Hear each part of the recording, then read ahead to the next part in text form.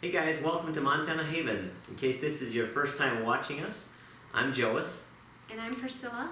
And we have 5 wonderful children, ranging in ages from 5 to 14. And today we're going to share with you your questions that you posted on our comments. We posted a video called Chat With Us, and we asked you to post comments or questions, and you guys did amazing. You posted a lot of questions, so we're going to try to work through that today.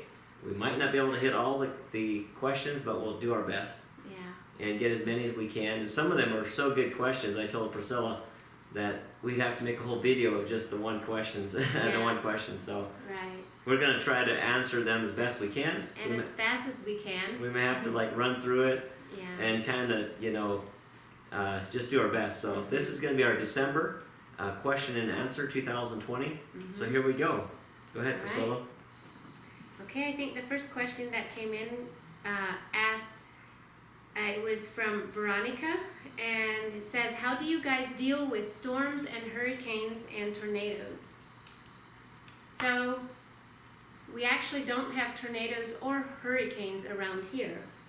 Right. So, because we live in the mountains, we live in the northwest corner of Montana, and we have literally, we're looking out the window right here to the mountains, and it's a wilderness, so which means you can't take any motors or anything in. And there's tall mountains, so there's snow on the mountains all year round. So we're blocked by mountains, and we have hills, tall hills, small mountains behind us. So we don't get any hurricanes or any tornadoes, and not too many storms. yeah. So it's great that way. Okay, Darius asks, I enjoy going barefoot whenever I can, and now that I'm retired, I only wear shoes when I have to. I notice you guys go barefoot a lot too. Is it an Amish thing? Now, I think it probably is an Amish thing. Depends on, there's many different layers of Amish.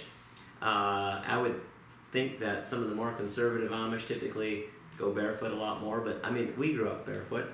I think it's just because there's usually a lot of children in one family, and so shoes are valuable. In the summertime, you just go barefoot. Right. Children just go barefoot, and it is healthy for them. I mean, they get immunity by going barefoot around the farm and the garden. So They think it's awful when they have to wear shoes. yeah, our children, even during the summertime, they go to church barefoot. Yeah, and even I know that there's certain communities I've been to where the people go to church barefoot actually. So depends on where you come from, but I think it's pretty normal to. You see a lot of Amish people going barefoot. Not so much when you go to town, but just around the house, always. Yes. A lot of times barefoot. All right, you're next, Priscilla. Rachel asks, what's your favorite Christmas memory or traditions? So, for me, growing up, Christmas was very special for us. We didn't have Christmas trees, or we hardly decorated anything. Like, we had no electricity, we had no Christmas lights or anything like that. But my favorite memories are of Christmas morning. My father and my mom and dad would put our plates by our places at the table, and they would fill it up with nuts, candies, and each an orange, and then a little gift, like a book or mittens, or maybe a little doll. Just, it was very special, and they would cover it with a blanket through the night so we for sure wouldn't see it. And then in the morning, my dad would call up from the stairway with his kerosene lamp, and he would tell us when it's ready for us to come down. And we would always, we would do it early Christmas morning. It was still dark, and we would run down the stairs, and we would find our places at the table and find our gifts. And that's a special memory for me. Yeah, I think each family probably has their own memories, and Christmas varies in Amish households on some celebrate it, some do not at all. And so we kind of went through stages. My family, we went through stages where we had gifts, and then we didn't do gifts, and then we decided we love traditions. This is a little bit off off the beaten path there. But I think traditions are good traditions, and we've decided as a family to create our traditions. Yeah. Things that create memories and things that we can do every year, and so there's, we're always kind of making new traditions, and sometimes we forget some of the other ones and let them go. But one thing that we usually do, and we'll do this later in one of the videos, we usually go out. This might sound funny to you, but I think it's really cool. It's fun for us. We go and the day before Christmas, we clean the chicken coop, completely clean it, and we put fresh straw and deep bedding in there again. And usually we do that like a couple times a year, so it just falls on Christmas. And then in the evening, we go out with a lantern. That would be Christmas Eve. Yeah, Christmas Eve. After dark, and we go in there and we hang the lantern in the chicken coop, and the chickens are all in their roosts, and we go in there and we read the Christmas story together. Yeah. So we've really enjoyed doing that, and so we'll probably do that again this year. So that's thanks for that question there. So this Mary says, how do I get an Amish pen pal, an older woman? How would you do that? I wouldn't know unless she'd have an address of, right. There's this Amish newspaper called The Budget, and almost every Amish community writes a column in there, like monthly, at least. And if you subscribe to The Budget, you would get all the Amish news from everywhere. Now, I'm not advocating getting The Budget, but there's probably in there you would find ways, if you got that, to find somebody to write to as a pen pal. I don't even know how they would get that though, the budget, because but I guess not. You just Google, it's non-Amish write it. Okay. Or publish it, I should say. Okay. Publish it, yeah. So it's called The Budget. Okay. And Daniela asked, does the Heart of the Mountain, will it get translated into German? I don't know that. Right, not at this time. Depends on at this time. Depends on how much the book sells, I guess. Yeah. Yep. Okay, so it says, what is one thing that you prefer buying now rather than making yourself when you were Amish? Well, my wife's gonna probably say clothes. Yeah, because I like to sew, but I like to sew certain things, but you had to sew everything, before. Except underwear. Yeah. And socks. Except underwear and socks. So I'm glad I can only, I can sew what I want and buy what I don't want to sew. So that is what I like. Right. Yep. Becky Ray also asked about Christmas. She's wondering if we're going to do a video before Christmas. And so we try to do 2 videos a week. It's probably more like 1.5 videos a week or something, because it's kind of hard to get them all done, but we're doing our best. But so we'll have another 1 or 2 this video, and at least one more. She was asking about that one video, that special video that's coming out. Okay. So we don't know for sure when it's. We're planning. We're going to do premiere, so just watch our channel. I'm actually working on it, editing right now, and we're hoping to have it out the weekend of Christmas. So we'll premiere it a few days before if we can get it done and upload it and everything, and then just watch for our channel, and then you can see when it's going to be ready to be watched. Yeah. Corey asks, what do Mennonite or Amish do to stay healthy, and what are the best tips and herbs for best health and well-being?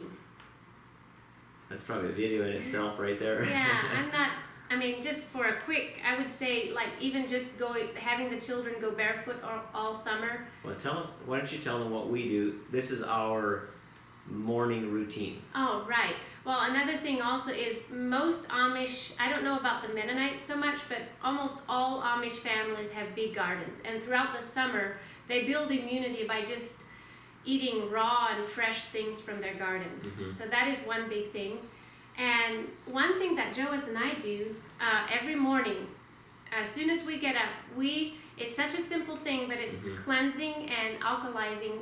It alkalizes your body as hot as you can drink it, and we add like a tablespoon of vinegar and a tablespoon of lemon juice, organic lemon juice, and if we can find it, I also add organic ginger, liquid ginger. And sometimes I don't have that on hand, but I almost always use organic vinegar, apple cider vinegar, and lemon juice, and I pour it in there, and it's pretty sour. In the beginning, it's a little bit hard, but you get used to it. But it's really good. It's Right. I mean, it's good for you, and it's cleansing. So that's just one thing we do every day. Right. When you get apple cider vinegar, you can get different brands, but make sure it's called. Right on the front label it says "with the mother," Mm-hmm. so it's like not purified as much. So just look for apple cider vinegar Mm-hmm. with the mother Yeah. in it, and that's really good. And just that really in itself helps me, I think, a lot. So we get up. I'm usually up an hour and a half, 2 hours before I leave the house, and during that time I will always use the restroom. Mm-hmm. Have a bowel movement, which that's just part of life, so I may as well talk about it. Mm-hmm. But it just helps me, makes my body feel good. I go out the door, I have food in my stomach, and I have no leftovers from the night before. And so you eliminate in the morning, and it just makes you feel good and healthy. So that's one thing that we do. So that's, really love that. Okay, so DJ says he or she, you have some burning questions. DJ, my understanding is that the biggest difference between the Amish and Mennonite is shunning. Although you are no longer strictly hardcore Amish, do you or your family still practice shunning? What are your feelings about shunning? And number two, well, let me answer that one again. Number two is a different question. So shunning, unfortunately, the Amish and Mennonite have strayed very far from the original Anabaptists, or is another word for rebaptizers, out of Switzerland and Germany, the early roots. Unfortunately, a lot of it has turned religious, and religion is made by man, and doesn't come from God. God looks for relationship, not religion. So unfortunately, the sad news is that shunning is one of those things that has been misused a lot, misinterpreted, misused. So the Amish still practice that a lot. And I guess, do we or our families practice shunning? No, we don't. Not at all in the typical sense. I believe the Bible talks about that, but I can't think of an instance where we've shunned anybody. So our heart is to do it if there's a place to do it biblically, and not just do it religiously. The good news is there are many Amish, again, that we've said many times before, our heart is for the Amish, and there are many wonderful things. That's just one thing that is often misused, unfortunately. So that's that. You want me to answer the next one because it's about horses? What are your feelings about horses, especially draft horses? Do you miss them, or are you glad to be rid of them? So I grew up farming, as well as building log homes. I remember when I was 8 and 9 years old, we had about a 5-acre or so potato field where my dad grew potatoes. And it was my job, along with another family. Dad's nephew had two sons, just a little bit older one, and one my age. And it was our 3 boys' job to take the horses out there and cultivate and keep the weeds out of there. And then we had a big family get together, and we all picked up potatoes. We dug them with horses. So I drove a 3 draft horses together when I was, I think, 9-ish, 8 to 10, probably around 9. And so I did that for a summer. And then when we moved to Libby, where we live now, we also had, I actually was in charge of the field and farming. So I mowed the hay, raked the hay, baled the hay, all with horses. And I enjoyed it, but it's a lot of work. And it was so much easier when we finally got a tractor. So in a nutshell, horses are great. We love horses. We have a horse. We don't have a draft horse, but we have a riding horse. And but as far as working them, it is way easier with a tractor. It's a lot faster. And so there you go on that answer. Yeah. Deb asked, what is the difference between Amish church and Mennonite church, and your doctrine. That's probably a video in itself right there. Yeah, there's just a quick way to answer. So look, can I just say something about that? I think the quick answer is Amish tend to be more conservative, Mennonites tend to be more liberal in their dress and in their lifestyle. Yes. That's the quick answer. And then also on a side note is they both came out of the Reformation. The Amish tended to follow a man by the name of Jacob Ammon, which Amish comes from, and Mennonites followed a man that was called Menno Simons, where Mennonite comes from. So it just kind of created two streams, very similar in beliefs, but tweaks. Some Amish do not know the plan of salvation, but most Mennonites will know the plan of salvation. Right. So Mennonites are more liberal in their everything, in their beliefs. Typically, there's conservative Mennonite, like there's horse and buggy Mennonite, and then there's Mennonites that you couldn't tell from anybody else, but as far as outwardly in the clothes and lifestyle. So there's a range as well as there is with Amish. Hopefully that helps you. Okay. So Sally asks, how would you set up your garden so one who cannot walk or lift much weight? So that's tough to have a garden if you can't bend over, because gardening requires a lot of bending over. I think one thing that would help is raised beds. Yeah. We don't have raised beds, but that would help if you could get somebody to build you some boxes. Then you could just garden at height instead of having to bend down to the ground. Yeah, at the level you sit or, stand or sit or whatever. On either side, close enough so that you can work on either side if you want, with your hands. I'd suggest that. Okay, this is from Cheryl. We probably can't answer everyone. She has quite a few, but she asks, I'm curious to know how you may identify yourself, Mennonite or still Amish. So we came from the Amish, and we feel we never left them, but we just changed some things for us. Cheryl also asks, what are your thoughts about serving our country? I know that you believe in voting. I was curious as to serving the armed forces. So first of all, I probably this is just me personally. Maybe this sounds contradictory, I don't know, but first of all, I support all those that are part of the armed forces and part of the military.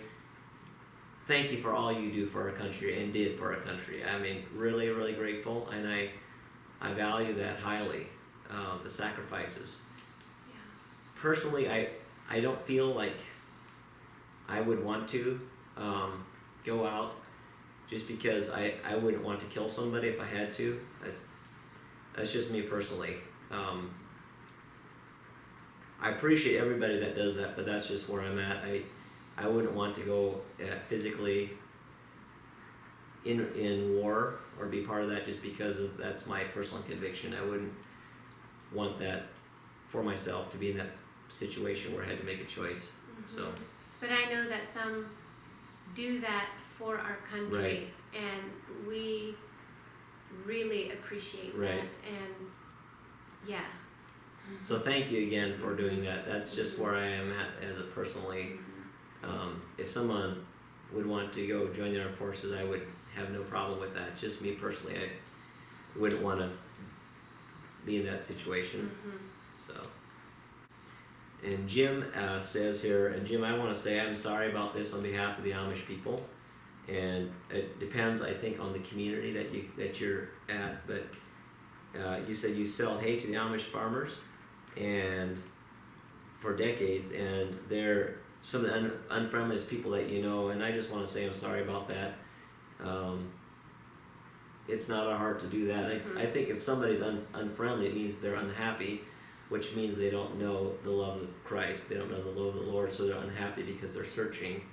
So like I said, unfortunately, Amish, a lot of it is religion, and so they probably don't know the Lord, and so they're unhappy, and so that makes them unfriendly. So sorry about that. And Bonnie, you said, I would love it if Priscilla could do a tutorial about how she does her hair and makeup. And then there were a few other comments saying they would like it too. I'm trying to get her to do it. I'm a little bit uncomfortable doing that. I'm not sure why, but I love doing hair and I love doing, I love doing my makeup just because I think I'm artistic a little bit and it seems like a work of art working with hair and makeup. So that's why I do it. But for makeup, actually, I use all natural product. I use lemongrass spa. I'm sure some of you have heard of it before. And we don't sell it. No, we don't sell it. I just get it from someone, and yeah, because most makeup actually has like aluminum or heavy metals in it, so I just didn't want that, so I use natural stuff. And whenever there's like a wedding or something, they always come to her to do their hair. So not always, but yeah. Almost always. Oh, okay. There may have been once that. Anyways, she's known around here to do hair, so I always encourage her to show other people. Okay, going to the next question. How are we doing here? So Holly asked, I was curious if you all celebrate Christmas, and then what traditions. We kind of talked about that a little bit already. Yeah. We do celebrate it, and we celebrate it because the birth of Christ. Yes. And we can celebrate it in July or June or August, but we may as well celebrate it when everybody else does, and so that's why we celebrate Christmas. Yeah. And I know there's all kinds of things out there about paganism and all this stuff, and for us it's just we celebrate Christmas because we love what Christ did for us. He came to the world as a baby, he rose again, and he lived, he died, and we celebrate that fact, and so that's why we celebrate Christmas. Okay, MC LeMay, I'm not sure if I said that right. You said, I'm a mom to 8 and struggle to get the extra weight off. How do you keep fit, and what is your typical diet? I don't feel like I have any answers there. But like I said earlier, how we start off the morning with drinking lemon water or, vinegar water, that really helps. And just drinking a lot of water throughout the day, that actually fills you up. And I used to do, some exercises a couple days a week, but I haven't been so good lately, so I can't really say anything about that. I'm going a lot, I'm running around doing things, and, I don't really know. One thing, though, is we don't use any heavy processed sugar, like any white sugar at all. We use some sucanat sugar. It's like a low process. It's that I will use, and whenever I do desserts, I only use about half the amount of sugar that it usually asks for. So just little lifestyle changes is actually what count, I feel, in your diet. Because if you try to do a whole big regimen of stuff, you usually start, you throw it out because you can't keep up with it. So you just do slow and easy lifestyle changes. Right. I hope that helps. Yeah, yes. And your second question, MC, is, from my understanding, many Amish don't believe in a personal relationship with Jesus Christ. What do you believe regarding Jesus and his gift of salvation? So yes, we do believe that Christ came as a baby in the earth, and that he lived on this earth, and that he died and he rose again. Yes. And through that, we can have the gift of salvation and live for him here and in eternity. Yeah. So if you don't know that love, we invite you to know that love, because the Father God loves us tremendously, and we hope that you can see it in our lives, in our hearts, because we desire to share the good news. It's the good news. Yeah. It's not religion, it's good news. Yeah. So it's wonderful. So yes, we do believe that. Okay, Christine,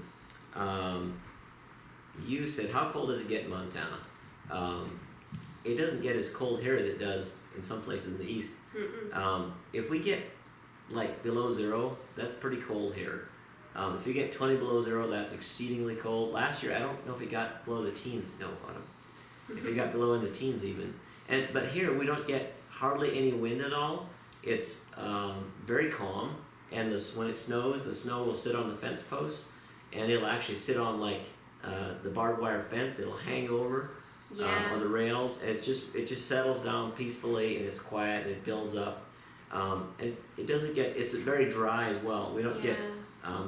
high humidity, summer or winter, so it doesn't feel that cold. And if it's not windy, it just, it's nice. And if it's really cold outside, like 10 or 0 degrees, then it's usually completely clear. So the sun is shining and the sky is blue and it's very pretty. Mm-hmm. Yes.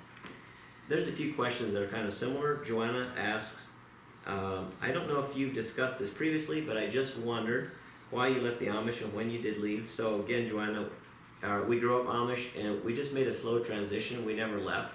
Yeah. We were actually never shunned, just because we slowly changed a little bit our lifestyle. Mm-hmm. So in our hearts, we're still Amish. We dress a little bit differently. We're progressive, non-traditional. The Amish would not call us Amish. Right. But we still just say that's who we are because Right. that's how we grew up. Right. Yeah. But when we started transitioning, that was about 16 years ago. Right. So. Right. And it's been previously, the Amish tend to say either you're Amish and you have to look this way, Yeah. or then you're English and you look like something else. Mm-hmm. But I don't know who made those rules, because Right. I sure didn't, and nobody explained them to me. So we're still Amish. Nobody said we have to be called something different just because we look a little bit different. Right. That's our heritage. It's our culture. So that's what we do. That's who we are. Yeah. Cynthia Fisher, you asked, do you speak Pennsylvania Dutch? And yes, we do. Missing the Dutch is Salvagrad. So if you've seen some of our previous videos, you've noticed that I grew up speaking Pennsylvania Dutch, which is called Schwäbisch. It actually comes from a place in Germany called Schwabland. It's actually Schwaben. It's actually a place in Germany which my father and brother have visited, and they speak almost exactly like we do, with a little bit of a, they have more German words. We've lost some German words. Dutch comes from Deutsch, which actually means German, so it's nothing to do with Dutch. but Pennsylvania Deutsch, which is now known as Dutch. So yes, that's how I grew up speaking, and you grew up speaking a little bit different dialect. Yeah, a Swiss German dialect. So we actually speak her dialect to the children because there's fewer of those around, and we want them to know both dialects. So what happened is, though, now our children have this little bit of a mixture of Swiss German, Pennsylvania Dutch, and English that they mix together. But we're trying to keep it pure strain, but it's a little bit hard. It's called Jinglish or Swarmand or something. Swiss German, I don't know. Susan asks, my question is, how did Priscilla learn English? The same way he did. When we went to school, first grade, we learned English in school. Well, we usually could speak it a little bit before we went to school. Right, we just picked it up. Right, Yeah. just from hearing our brothers and sisters or older people speaking it. Right. And did you both go to 8th grade in a one-room schoolhouse? Yes. Yes, we did. Yep. Margaret asks, is that an electric fireplace? So in the last video, when we did the chat with us video, we were sitting beside a fireplace. And yes, that is an electric fireplace. That's upstairs actually in our guest bedroom. So sometimes we go up there for a different scenery. Right. But we have a wood fireplace down here. Okay, scrolling through here. A lot of you mentioned you got the books that we mentioned, and if you're wondering what books we're talking about, her brother wrote a book, and her dad wrote a book, and my dad wrote a book. Go back to the video called Chat With Us, a couple of videos back, and you'll see the links in the description box. And thanks for all of you that have ordered books. They really appreciate that. So thank you for that. Hope you find them interesting. And the Elo family asks, what are your respective sets of parents doing these days with the freedom they've found? Do they maintain a preference for the older ways, traditions, or they incorporate some of the changes we've made? Is there ever a source of contention? And all those things. So the answer is yes and no to all that. Yes, both of our parents are with us in the community. Do they maintain a preference for the older ways and incorporate some of the newer ways? Yes, the answer is yes. Is there ever a source of contention? Well, there always can be, but no matter with who you live, right? We love our parents, both of us do, and I don't think we probably see everything exactly, but I don't think we have to. Right. The key is that we walk together. Right. That's the whole thing. And if we tend to disagree on the things that we disagree with, then we can't be in harmony, and that's what we don't want. And it doesn't matter if it's our parents or our children or anybody. So that's... Sometimes we are just okay to disagree about some things. We're okay about it, you know, and we still love one another. Right. Okay, Anne has a couple of books, questions. Favorite baked goods. What are your favorite baked goods to make at Christmas time, and what traditions do you have? So favorite baked goods do you have? Well, I don't know if we really have favorite, but we always make some kind of pies, like cherry pies, pumpkin pies, or cream pies. And of course, we usually make some really good breads. I will make some of my braided breads, maybe, or just some good regular bread that we eat fresh. And of course, pumpkin rolls. I have a pumpkin log roll video. I make that usually around Christmas time. So that are some of the baked goods we make. Yep. Okay, and Jess says, can you talk more of your faith now as opposed to the Amish faith? So I think we kind of talked about that a little bit. I mean, our heart is to just follow the Bible. As I know that it can be interpreted differently by different people, but you know, is to I heard someone say once, you know, be like a rock in principle, but swim with the current on preference. So I think that's good in a marriage, as well as scripturally. So, I mean, you'll never agree exactly with anybody. I mean, my wife and I don't agree on everything. So you either have a choice, you can disagree, or you can just, those things that you are fixed in your heart, you can walk in that and give lots of leeway to the other people. That's what we have to do. Otherwise, you can't be community. You can't walk together. You can't go to church together because you disagree. So we just tend to have lots of grace for the other people. At least try. And to do our very best, have lots of grace, and to overlook the things that we know that we can't agree on completely. And the main thing is the main thing, and that's the Lord, and keep our eyes on Him. Yes. And Charlene, I think that's how you say it. How did you get to the conclusion it's okay not to wear any sort of head covering? No offense meant in this question. Tell them how you already talked about that in a previous video. Yes, I already talked about this it was our first question and answer, actually our only question and answer so far, and we did it back in the spring. So I pretty much answered it there. So you can go back and watch that. Shall I even try and explain? No, I think that's just good. Go back and watch that. Because we're running out of time. Yeah.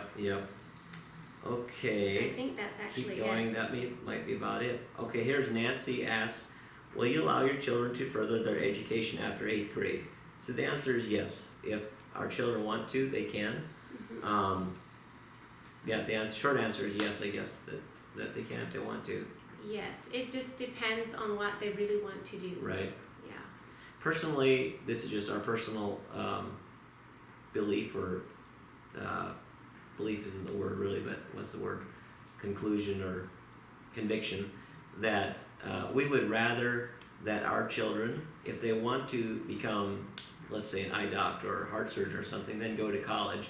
But to me personally, it's a waste of time for them to go past the 8th grade to just do random things. I would rather that they actually start a business and that they produce, and that's what they actually, it's just how you train your children. There's no problem if, you know, I know a lot of you, probably most of you have college educations or higher education. No problem. No problem. The only thing I've seen in the Amish are very industrious people, and most of them tend to be financially well set, because when they are done with 8th grade, they actually start producing. And when you produce, it actually brings results. So a lot of them, you know, either start a business or do something of that nature, or actually start working on the family farm or a family business. And so the Amish tend to be, overall, I think, tend to be financially well set. It's the case with, there's always cases that are not. There's many that struggle financially, I know that.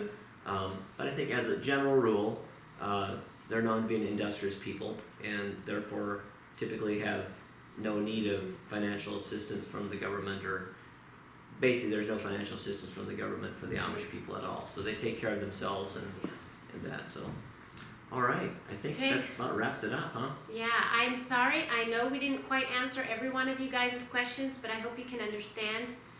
So we did our best. I think we got most of them. Yeah, we did get most of them. Okay, what's some of the upcoming things that we're doing?